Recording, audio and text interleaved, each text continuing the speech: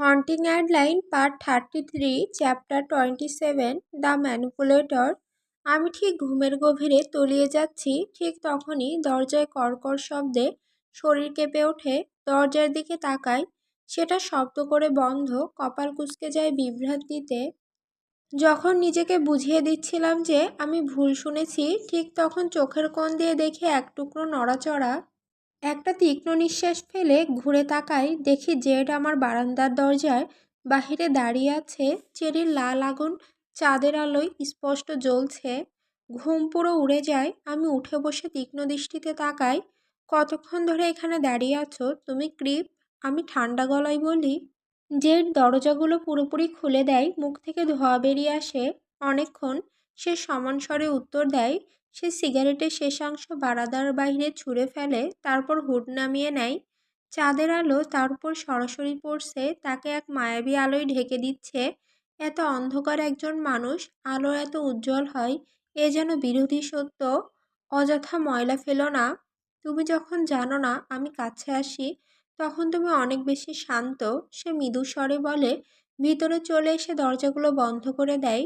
আমি চোখ ছোট করে তার মুখ স্পষ্ট দেখতে চেষ্টা করি। কিছু একটা অস্বাভাবিক। সে তার চিরাচরিত ব্যঙ্গাত্মক অহংকারী রূপে নেই। কয়েক রাত আগেই সে এখানে ছিল, আমাকে আরও কিছু প্রশিক্ষণ দিচ্ছিল। আমি ওর শেখানো কয়েকটা মুভ শিখে ফেলেছি ভালোভাবে। আমি শিগগিরই একদম ব্যাডেজ হয়ে যাব। তোমার কি হয়েছে?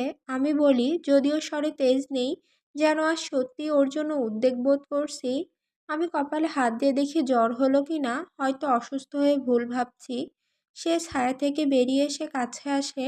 আমার শরীর শক্ত হয়ে যায় যখন সে বিছানার ধারে এসে বসে। তার পেশিগুলো প্রায়ই জামার নিচে টান টান হয়ে থাকে। মনে হয় সে ইচ্ছে করেই 2 সাইজ ছোট জামা কেনে, কিন্তু আজ তার দেহ আরও বেশি শক্ত। গলা আর কাঁধের পেশি টান টান হয়ে আছে। আজ একটু ক্লান্ত। সে নিচু গলায় বলে। আমি আরও চিন্তিত হয়ে যাই। জেডের এই দিকটা দেখতে ভালো লাগছে না। আসলে এটা আমাকে যতটা প্রভাবিত করছে, সেটা সহ্য করাও কঠিন। মনে মনে যুদ্ধ চলতে থাকে। তাকে বের করে দেই, নাকি আজ তার অদ্ভুত আচরণের মধ্যে হাত বাড়িয়ে দেখায় যে আমি হয়তো যত্ন নিতে চাই। তার মাথা ঘোরে, হাড়ে টনটন শব্দ হয়। সেই বিকট শব্দে আমি কেঁপে উঠি। তোমার শরীরে অনেক টেনশন জমে আছে, বুঝলে তো? আমি বিব্রত গলায় বলি, নিজের কথায় নিজেই ক্রিঞ্জ করি। সে হেসে ফেলে, কিন্তু সেই হাসিতে কোনো উষ্ণতা নেই। দীর্ঘশ্বাস ফেলে আমি চাদর সরিয়ে দেই। অনিচ্ছা সত্ত্বেও আমি জেডের পেছনে এসে হাঁটু গেড়ে বসি। তার দেহ শক্ত হয়ে যায়। জেড আর আমাকে নিয়ে সতর্কতা দেখে আমার বুকটা কেমন যেন হয়। এটা খুলে দাও, আমি নরম গলায় বলি। তার হুডির কাপড় ধরে টেনে সে মুখ ঘুরিয়ে পাশে তাকায়। খুব কম মানুষের পাশের মুখাবয়ব সুন্দর হয়, কিন্তু জেড সব দিক থেকে সুন্দর। কেন? তার স্বর ঠান্ডা। আমি রেগে গিয়ে কিছু বলতে যাচ্ছিলাম, কিন্তু থেমে যাই। আজ রাগ দেখানোর দিন নয়, আজ তাকে বুঝতে দেওয়া দরকার যে আমি আছি তার পাশে, আমার জন্য সুবিধা হবে। আমি মৃদু গলায় বলি। সে কিছু বলতে যাচ্ছিল, কিন্তু থেমে যায়। শেষে সে হুডি খুলে ফেলে, সাথে সাদা টি শার্টটাও খানিকটা উঠে যায়। এক ঝলক জটিল উল্কির আভাস দেখেই তারপর টি শার্ট নেমে আসে। সে কিছু বলে না, হাঁটুতে কনুই রেখে বসে থাকে। আমি শ্বাস ছেড়ে তার কাঁধে আঙুল দিয়ে চাপ দিতে শুরু করি। মনে হচ্ছে পাথরে আঘাত করছি। হায় ঈশ্বর, আমি ফিসফিস করি। চাপ বাড়াই, তার মুখ থেকে গভীর একটা গোঙানি বের হয়। সে মাথা নিচু করে ফেলে। কিছুক্ষণ আমরা কিছু বলি না। আমার হাত ব্যথা করে, তবু আমি থামি না। ধীরে ধীরে সে শান্ত হতে থাকে। পেশিগুলো আলগা হয়। বলো, আমি ফিসফিস করে বলি। এক ভয়ঙ্কর গাঁট মুচড়ে দেই। তার বুকের গভীর থেকে গোঙানি বেরিয়ে আসে। সে সাথে সাথে কিছু বলে না। আমি ওর ভেতরের লড়াই টের পাই। আজ আমি এক ছোট্ট মেয়েকে হারিয়েছি। সে স্বীকার করে, গলা কর্কশ, অসামঞ্জস্যপূর্ণ। আমি ঢোক গিলে ফেলি, বুকের ভেতর ব্যথা বিঁধে যায়। আমি চুপ করে থাকি, তাকে সময় দেই। সে খুব ভীত ছিল, থামছিল না চিৎকার করা। আমি তখনও বিল্ডিংয়ে ঢুকিনি। বাইরে থেকে গুলির শব্দ শুনি। সে থামে, নিজেকে সামলাতে। আমি তাদের কথোপকথন শুনছিলাম। মেয়েটি লড়াই করছিল, থামছিল না। যতই তারা মৃত্যুর ভয় দেখাক, সে লড়াই করছিল। তার মুঠো শক্ত হয়ে আসে, আবার তার শরীরের প্রতিটি পেশি শক্ত হয়ে যায়। আমি চোখ বন্ধ করে নিই, জানি কি করতে হবে, না হলে আমি নিজেকে ঘৃণা করতাম। দীর্ঘশ্বাস ছেড়ে আমি বসে পড়ি এবং তাকে কোয়ালার মতো জড়িয়ে ধরি। হাত পা দিয়ে তাকে ধরে রাখি, মাথা রাখি তার পিঠে। সে নড়ে না, তার মনের ধ্বংসস্তূপের মধ্যে দাঁড়িয়ে থাকা পাথরের স্তম্ভের মতো স্থির থাকে। মৃত্যু তার জীবনের সবচেয়ে খারাপ বিষয় নয়, এটা সবচেয়ে খারাপ হয়েছে তোমার জন্য, তার পরিবারের জন্য। আমি ফিসফিস করি, দেখি তার মাথা নড়ে, সে চোখে চোখ রাখতে চায়, কিন্তু আমি তাকাই না। যে জীবন তাকে বাঁচতে হতো সেটা মৃত্যুর চেয়েও ভয়াবহ হতো। তুমি বলতে চাইছো তার মরে যাওয়া ভালো হয়েছে? তার স্বর ঠান্ডা। না, তা বলছি না। আমি বলি তাকে আরো শক্ত করে ধরি, তার জীবন থেকে তাকে ছিনিয়ে নেওয়া, তার পরিবার বন্ধু বান্ধব থেকে দূরে নিয়ে যাওয়া, সেই নরকসম পরিস্থিতিতে ফেলে রাখা, সেটাই সবচেয়ে খারাপ। কিন্তু মৃত্যু নয় জেড। মেয়েটি লড়াই করছিল নিজের মতো করে, তার জীবন কেড়ে নেওয়ার অধিকার ছিল না কারো, কিন্তু তারা তা করেছে। আমি চাই তারা তার শাস্তি পাক, কিন্তু যা হয়েছে তারপরে অন্তত এখন সে শান্তিতে আছে। সে চুপ করে থাকে, আমি বুঝতে পারি না সে ভালো বোধ করছে নাকি খারাপ, কিন্তু আমি আমার বিশ্বাসের কথা বলেছি। কখনো কখনো মানুষের ট্রমার মধ্যে বেঁচে থাকার জন্য তৈরি নয়, তারা ভেঙে যায়, প্রতিদিন মৃত্যুর সাথে লড়াই করে। আমি বিশ্বাস করি সে বেঁচে থাকলে আবার সুখ খুঁজে পেত। আমরা সবাই পারি, কিন্তু কিছু অদৃশ্য শক্তি সেই সুযোগ কেড়ে নেয়। হয়তো তার সুখ খুঁজে নেওয়ার জায়গা জীবনে নয়, মৃত্যুর পর। আমি জেটকে ছেড়ে দেই, সরে আসি, তার মাথা নেমে যায়। সে হতাশ দেখায়, সে দাঁড়ায়, দরজার দিকে এগোয়, কিন্তু দুপা এগোনোর আগেই আমি তার হাত ধরে টেনে ফিরিয়ে আনি। সে চুপ করে বিভ্রান্ত চোখে তাকায়। আমি এখনো তোমাকে ঘৃণা করি। আমি ফিসফিস করি, মিথ্যার তিক্ত স্বাদ মুখে লেগে থাকে, কিন্তু আজ আমি চাই তুমি আমার পাশে শুয়ে থাকো জেড। আমি চাদর সরিয়ে ইশারা করি, তাকানোর শক্তি হারিয়ে ফেলি। যখন সে জুতো খুলে পাশে এসে শোয়, সে চাদরের ওপরে থাকে, তাতে আমার স্বল্প অস্বস্তি হয়। আমি নার্ভাস বোধ করি। এখন পর্যন্ত জেডের সঙ্গে যা কিছু হয়েছে সবই জোর করে হয়েছিল। আজ আমি চাইছি সে এখানে থাকুক, কিন্তু এখন আমি জানি না কি করব। তুমি বারান্দায় কি করছিলে? হঠাৎ ব্লুর করে ফেলি। সে হেসে ফেলে, আমাকে মুখ ঘুরিয়ে তাকাতে বলে। আমি শক্ত হয়ে পাশ ফিরে শুই। তার তীব্র উপস্থিতি শ্বাস আটকে আসে। তোমাকে দেখতে চেয়েছিলাম, সে স্বীকার করে, তারপর হালকা মজা করে যোগ করে, শান্তিতে। আমি নাক সিটকাই। ও, তোমার এই স্টক করা তাণ্ডবে ব্যাঘাত ঘটানোর জন্য দুঃখিত, পরের বার পোজ দিয়ে নেব। সে হেসে ফেলে, কিন্তু সেই হাসি তার চোখে পৌঁছায় না। তাহলে ভালোই হবে, সে মৃদু স্বরে বলে। তার চোখ আমার শরীরের রেখাগুলো অনুসরণ করছে, যেন সেগুলো পবিত্র কোনো শাস্ত্র, আর সে এক পাপী যে ঈশ্বরের প্রমাণ খুঁজছে। তুমি আমার থেকে দূরে থাকতে চাও, আবার কাছে থাকতে চাও, এটা তো একদম বিয়ের মতো। আমি ঠান্ডা স্বরে বলি, হবে। স্বাভাবিকভাবে এর বিরোধিতা করার ইচ্ছে হয়, মনের মধ্যে করিও, কিন্তু আজ রাতে আমি কিছু বলি না। আমি শব্দগুলো গিলে ফেলি, তাকে স্বপ্ন দেখার সুযোগ দেই। আমরা দুজন নীরব হয়ে যাই, কিন্তু সেই নীরবতার মধ্যে থাকে দুঃখ, অপরাধবোধ আর রাগের ভার। জেট সেই আবেগগুলোর মধ্যে ডুবে যাচ্ছে, যেন একজন মৌমাছি পালকের মধ্যে হাত দিয়েছে। আমি সেই আবেগে হুল খাচ্ছি, আর তার তাপে আমার ত্বক পুড়তে থাকে। আমাকে চুমু দাও। আমি ফিসফিস করি, যদি এতে আমাদের দুজনের বুকের জ্বালা কিছুটা হলেও কমে। সে স্থির হয়ে যায়, আর আমার সাহস এলে পড়ে। তাই আমি নিজে এগিয়ে গিয়ে তার ঠোঁটে ঠোঁট রাখি। তার ঠোঁটের স্পর্শে আরেক রকম আগুন জ্বলে ওঠে। আমি সেই তাপে ডুবে যাই। সে আমাকে ফিরিয়ে চুমু দিতে দ্বিধা করে না, কিন্তু সেটা ধীরে। তাতে কোনো কমতি নেই, কিন্তু তার স্বাভাবিক তীব্রতা নেই। আর এই অভাব আমি কতটা মিস করেছি সেটা বুঝতে পারি এখন। প্রায় অধীর হয়ে গিয়ে আমি তার নিচের ঠোঁটে হালকা কামড় দেই, তারপর সেটাকে মুখে টেনে নেই। তার হাত আমার কোমর আঁকড়ে ধরে, মুহূর্তের জন্য মনে হয় সে আমাকে দূরে ঠেলে দেবে, কিন্তু তারপর সে ভেঙে পড়ে, তার নিয়ন্ত্রণ গলে যায়, এবং অবশেষে শেষমেশ সে আমার ঠোঁটে হানা দেয়। আমার স্বাদ গ্রহণ করে, যেন আইসক্রিম চেটে খাচ্ছে। আমার হাত তার চুলে ঢুকে যায়, নরম চুলের বুননে হারিয়ে যায়, আর তার হাত আমার শরীরকে সেই সম্মান দেয়। চাদরের নিচে ঢুকে আমার বাঁকগুলো ছুঁয়ে যায়। তার জিভ আমার জিভের সাথে নাচতে থাকে, এক ধরনের উন্মাদনার হাজারো দমিয়ে রাখা আবেগের ঝড় সৃষ্টি করে। চাদরটা আমার শরীরে ভারী আর দম বন্ধ করা লাগে। আমি যখন তা থেকে বের হওয়ার চেষ্টা করি, জেড আমাকে আরো আটকে ফেলে। আমি তার কাছ থেকে সরতে চেষ্টা করি, কিন্তু সে তাড়া করে আসে।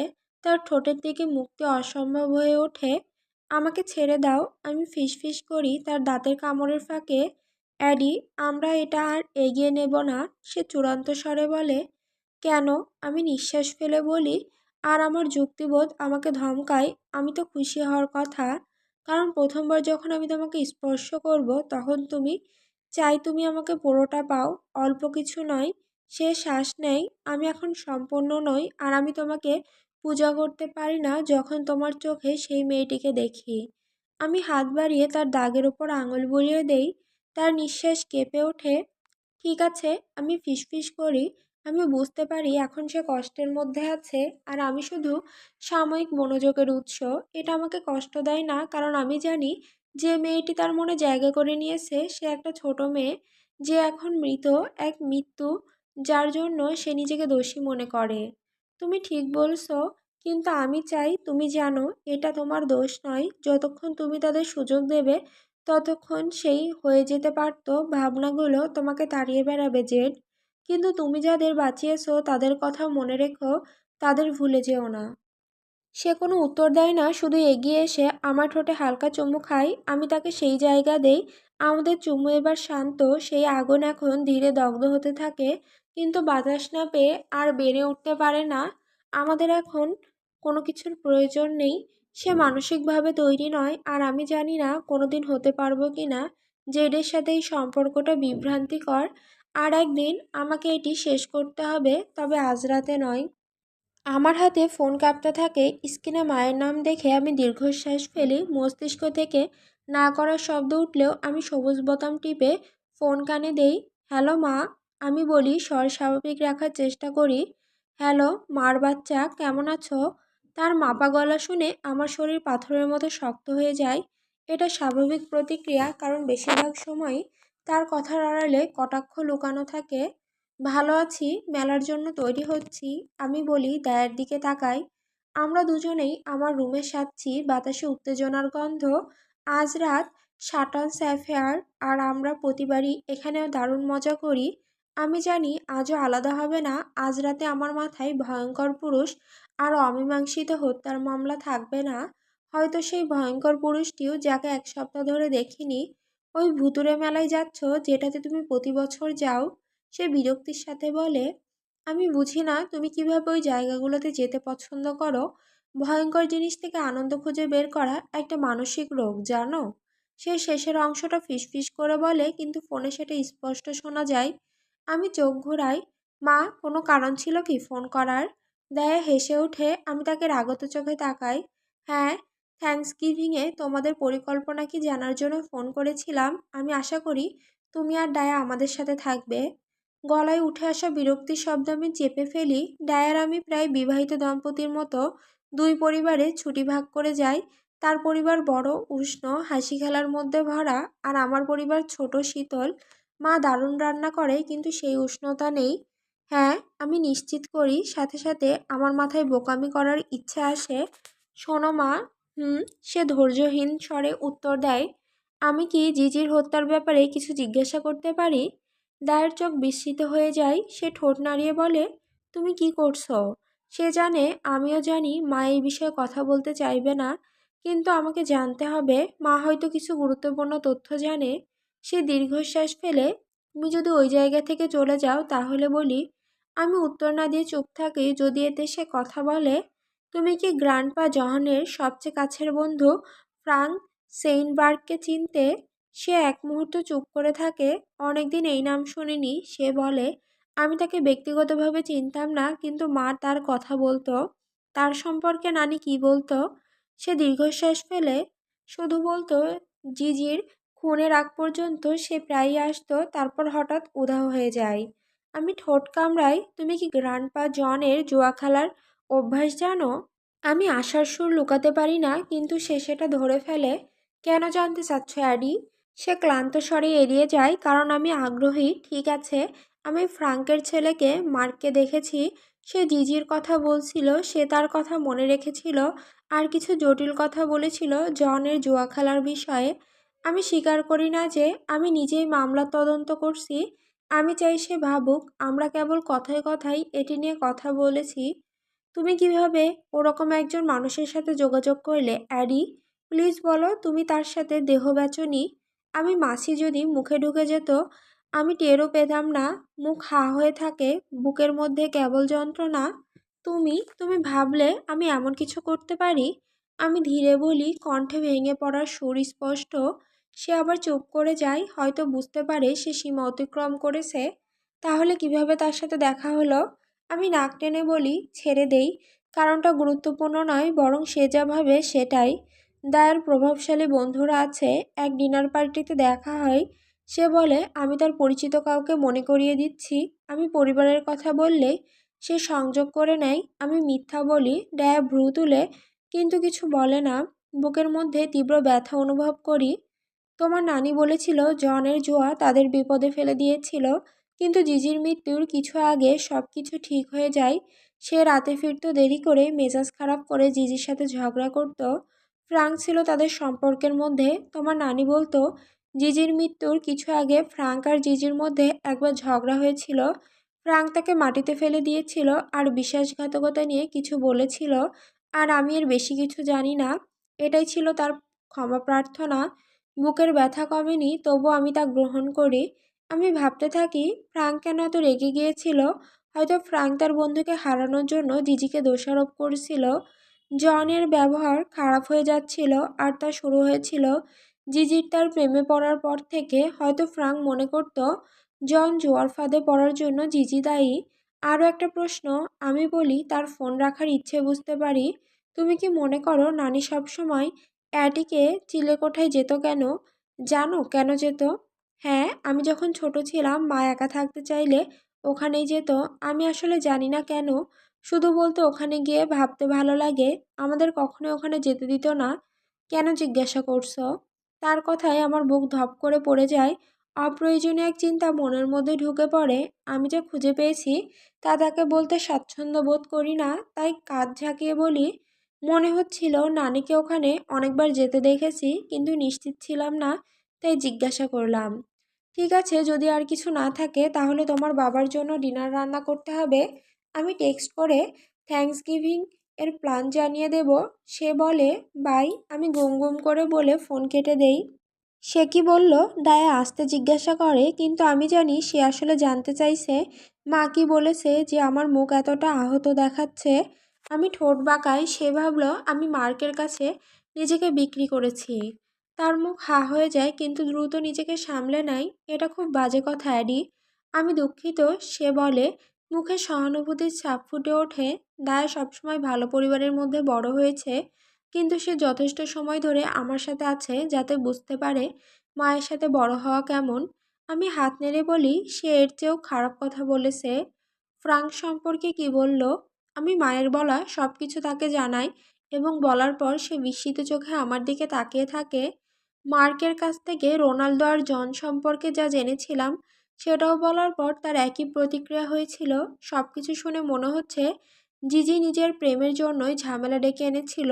আমি দীর্ঘশ্বাস ফেলে বলি, দায়া ঠোঁট কামড়ে ধরে। স্টকারের কথা বলতেই, তুমি কি তোমার মাকে জেট সম্পর্কে বলবে না? আমি তাকে তীক্ষ্ণ দৃষ্টিতে তাকাই। এটা বলার মতোই হবে যে একবার কনসার্টে আমি এক ছেলেকে আমাকে ফিঙ্গার করার অনুমতি দিয়েছিলাম। সে হেসে ওঠে, হ্যাঁ ঠিক আছে, এটা তুমি জিতলে। তার সবুজ চোখে এক মুহূর্ত দ্বিধা জ্বলে ওঠে। আমি সোজা হয়ে বসি, আসন্ন প্রশ্নের জন্য নিজেকে প্রস্তুত করি। জেড কি বলেছে? সে আসলে কি করে জীবিকা চালায়, অথবা মার্কের সাথে তার সম্পর্ক কেন? এই প্রশ্নটাই আসলে আমাকে জেডকে নিয়ে কিছু না বলার কারণ। সে বলেছিল মার্ক এবং তার আসল কার্যকলাপের কথা খুব অল্প মানুষই জানে, যারা তাকে সহায়তা করে শুধু তারাই জানে। আমি মাথা নাড়িয়ে মিথ্যা না বলার সিদ্ধান্ত নেই। দায়া মাথা নেড়ে উত্তর মেনে নেয়, কোনো প্রশ্ন করে না।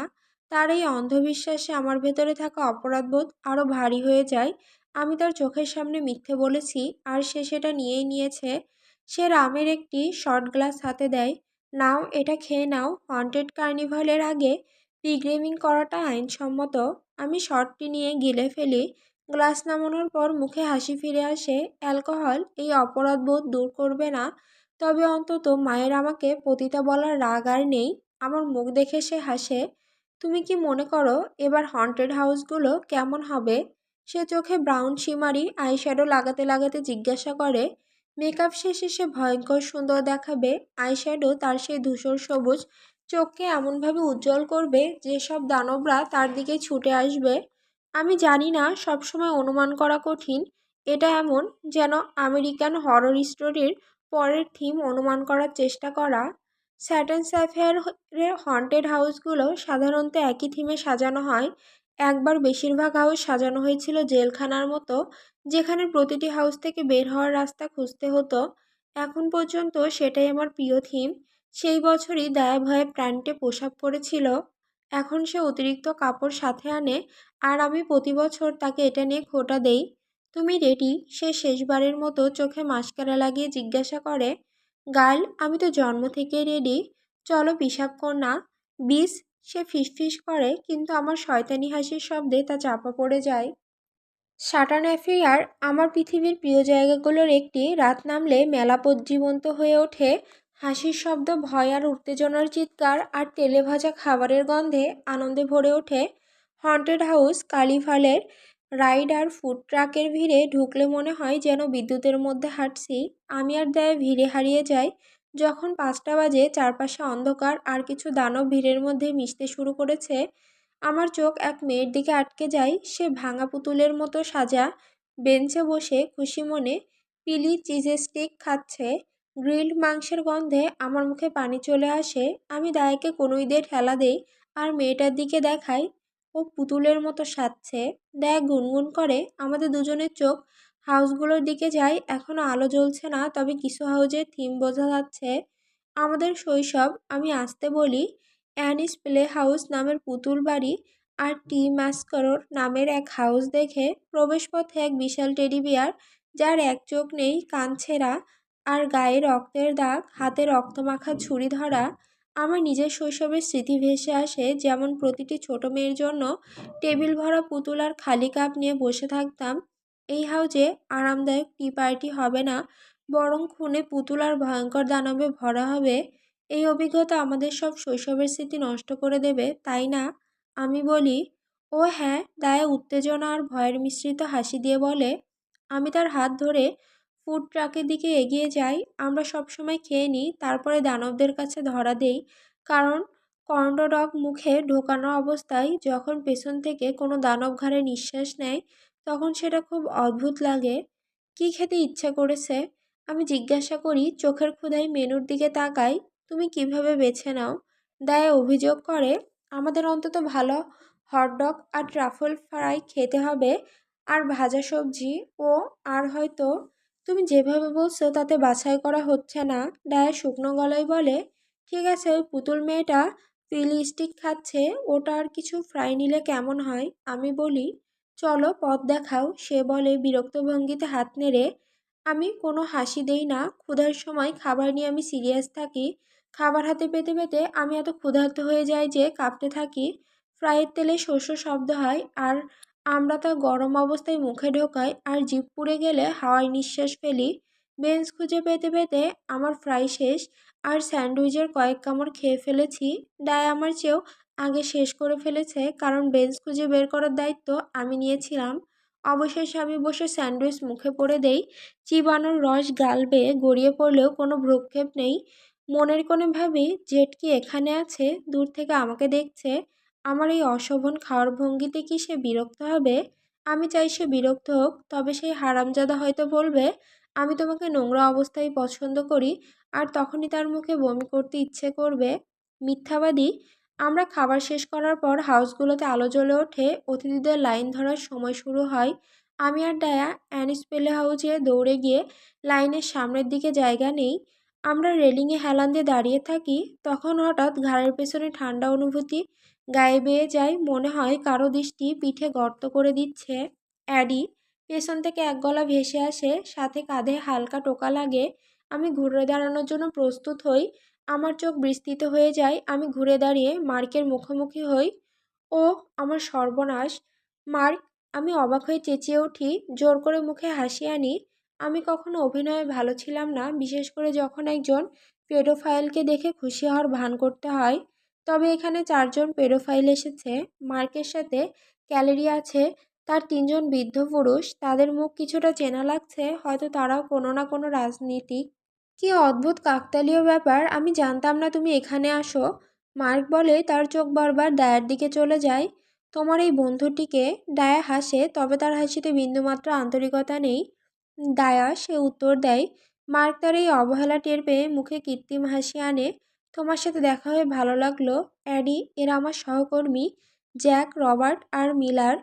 আমরা সৌজন্যমূলক কুশল বিনিময় করি, লাইনে ধীরে ধীরে এগিয়ে যাই। তাহলে জ্যাক কোথায়? মার্ক জিজ্ঞাসা করে, এমনভাবে আমার পেছনে তাকায় যেন 6 ফুটের বেশি লম্বা কোনো মানুষ আমার পেছনে লুকিয়ে থাকবে। বাথরুম খুঁজতে গেছে। আমি মিথ্যে বলি, কেন বলি জানি না, কোনো দরকার ছিল না।